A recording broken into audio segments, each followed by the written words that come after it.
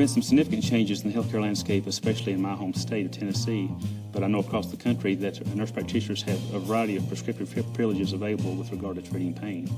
And some of those had to do with the amount of medication prescribed, some of that has to do with the types of medication prescribed.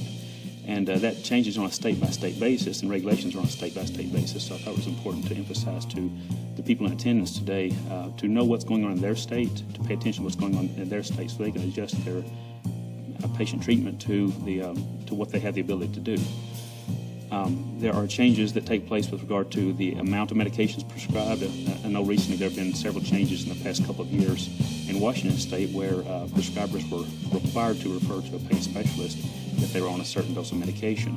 And that actually dropped the death rate from opiates tremendously in Washington State. My state of Tennessee has adopted similar guidelines, and that's hopefully going to help clean up some inappropriate prescribing that's been going on. But our goal is to find patients who have pain issues, treat them compassionately, treat them effectively, minimize the burden to the patient, minimize the burden to the family, maintain functional independence, and help prevent damage to the community at large.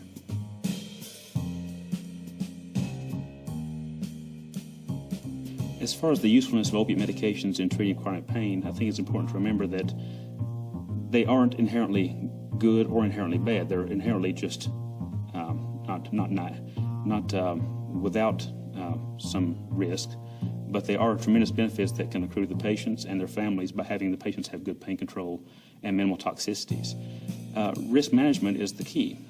All the opiate medications have utility, but they all have risks, and as long as the risk-benefit ratio is in the balance of toward the benefit side, that may be a reasonable treatment for that individual patient. We try to treat all patients as an N of 1. This is an experiment with this patient, because it doesn't matter how well the medication worked for the 10,000 people in the clinical trial. What matters is how well it worked for this one patient. And if this one patient has improvement of function, if they can sleep better at night, if they can stand and walk more easily, if they can sit through a church service or a ball game with a grandkid more easily, then that treatment is successful for that patient and is reasonable to continue. By the same token, if you try 4 or 5 different opiate medications and none of them seem to really improve the person's function, that patient just may not be a great opiate candidate overall.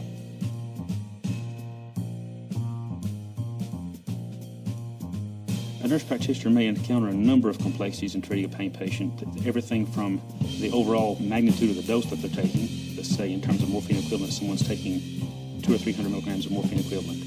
That may be, in that person's state, more than they can actually prescribe. And so they have to have a frank discussion with the patient about whether they're going to go somewhere else or if they're going to work with the nurse practitioner to help lower the dose.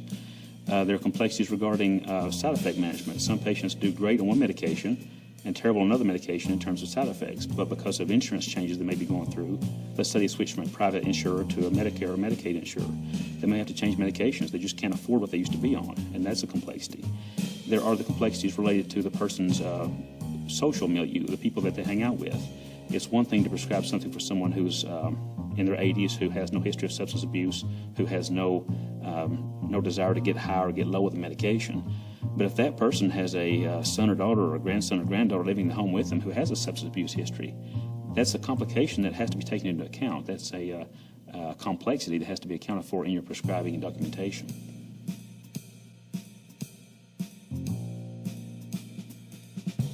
There's been a really handy tool that I've found helpful in dose calculation. That's it's from the Washington State Association of Medical Directors, and it's available online. It's free of charge. It can be put on a smartphone or a laptop and easily accessed and used to calculate opioid doses on the fly. And that's been very helpful to know for new patients coming in just how much they're taking overall, to see if that's something I can actually handle at my level as a nurse practitioner in my state.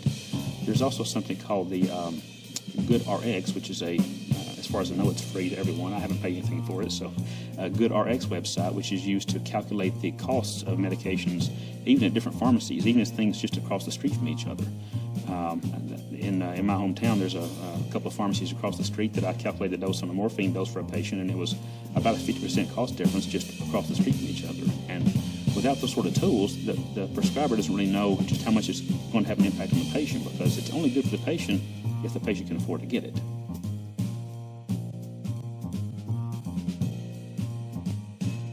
I think in terms of keeping costs in mind when you're treating patients with chronic pain issues, it's important to remember that in most cases, the patient isn't spending all their own money, and you may not know how much something costs in and of itself, but you know that when you order that treatment or that study for that patient or that medication for that patient, it's going to come out of somebody's pocket. So we all pay taxes in, and we all have then therefore a financial incentive to make sure that things are being done decently and in good order, to make sure that patients are receiving appropriate care, not wasteful care.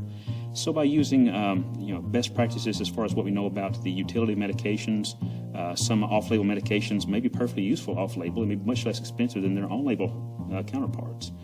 So taking into account things such as the old gabapentins or the tricyclic antidepressants that have been used for many decades for neuropathic pain relief, those can be valuable adjuncts and much less expensive than some other more modern medications. Taking into account that the modern medications were developed because they in many cases have tighter side effect profiles, maybe better side effect tolerability.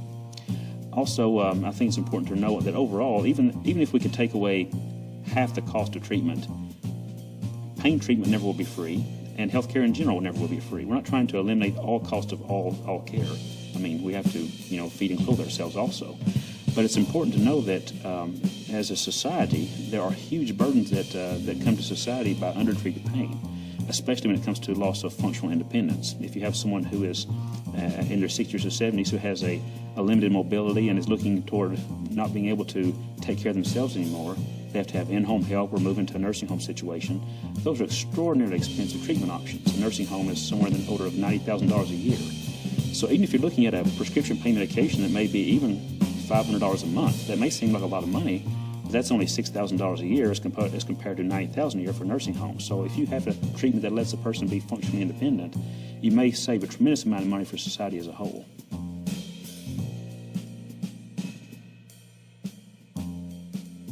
As far as providers in all settings, especially those in interventional pain practices, I think it's helpful to think of nurse practitioners as we're not the competition. We can be helpful adjuncts to be able to identify who's a good candidate for what procedure.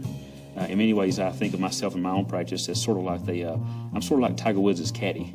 I'm not the expert golfer, but I can know the lay of the land. I can see what's going on. I can see what might be the benefit for this intervention for this patient, and get that person to the right interventionalist, whether it's the doctor I work with, or whether it's a physical therapy expert, whether it's a counseling expert, the type of treatment that person needs for that point in their life, which is a dynamic process. It's always changing. And if we get into the habit of treating patients as sort of a cookie cutter and just punching out the same technique for every patient, we're going to miss the care that's needed for each individual one, because patients are very complex. Their individual pain syndrome is complex. Their experience of that pain is complex. Their response to treatments is complex. And we have to individualize care. And I would encourage physicians who work in pain management to work very closely with nurse practitioners and physician assistants to be able to reach out to more people, because there just simply aren't enough pain specialists in the country. They're not enough to go around. And we have to be able to reach out to educate nurse practitioners and physician assistants to be able to more effectively evaluate and treat pain wherever they are.